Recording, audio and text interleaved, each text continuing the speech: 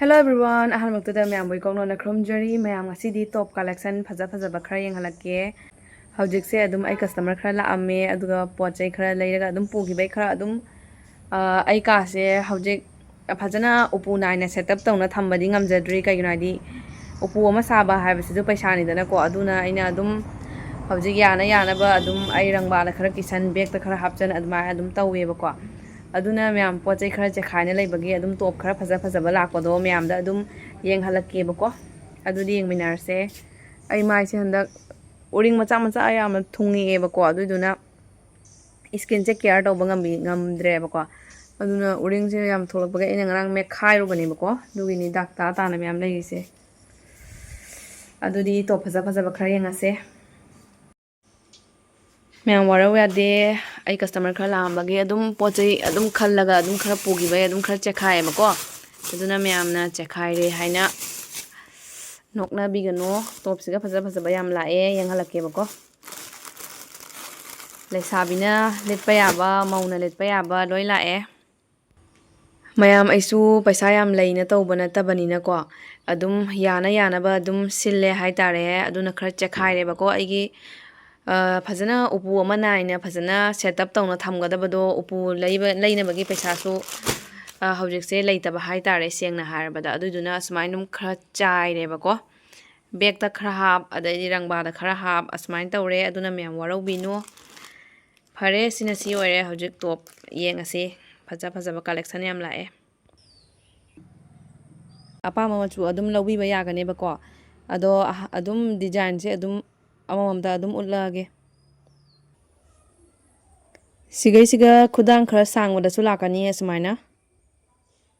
yam sathina phajabane si color se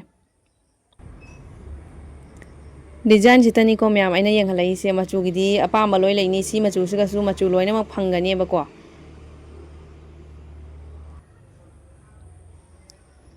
sigi design siga su mayam machu mong mayam lakani yam sathina phajabane smain tawa fruit se mayam asina muk design do khatang khetnai ko asina muk ngaksam da mok sai se stone work lakani smaina sina muk khatang khenarani machu gidi mayam chingna bigano mayam na apa ba machu adum phangani ba ko design si khaktani aham bai adum jenghali se ko sina muk atopani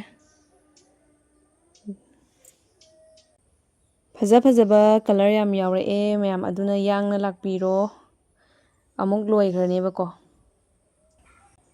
mayam sina mo khoi cotton gi chuni oidoine yam satina sanga ko yam satina chawi hai tare adum akhoi di size ga adum sari oina adum yet laga chatpi se adum chatna ye ba ko aduna sari oina set laga su yarni yam satina su phajabani ngo asiga su mayam na pa ma machu adum phangani ba ko aduna mayam yangna lakpiro apa ma machu khanba nangna ba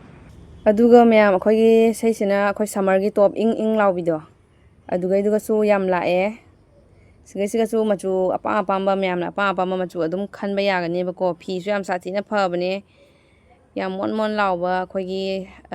olang tha yam sathina nungai ba do oi ba ko hawjikti yamna su ingdre ba ko siga di aduna asmain to bosidi yam chatle sumasi su mayam lae mayam aduga mayam sigi chuni sina mu yengo pure cotton oidoini aduga embroidery chatpase asi se khra tangi ba ko tangasu adum mayamna pamnaraga adum lawi ba ko seise chawsu chawe aduna mayamna adum pamnai hai tare khoi lenin phane ka su adum sut torga adum set le ba ko yam sathina phajabane sigi machu sengo mayamna adum lawi ba ko pure cotton oibani yam sathina nungai ba hai tare mayam phayek ta su set mayam na apa ba machu adum lakani ba ko aduna mayam yumda lakpiro aduga apa ba machu khanbiro mayam la e ba ko aduna ngasigi yenghanbadi loina roi ba ko aduna mayam yumda oina lakpiro siga su leire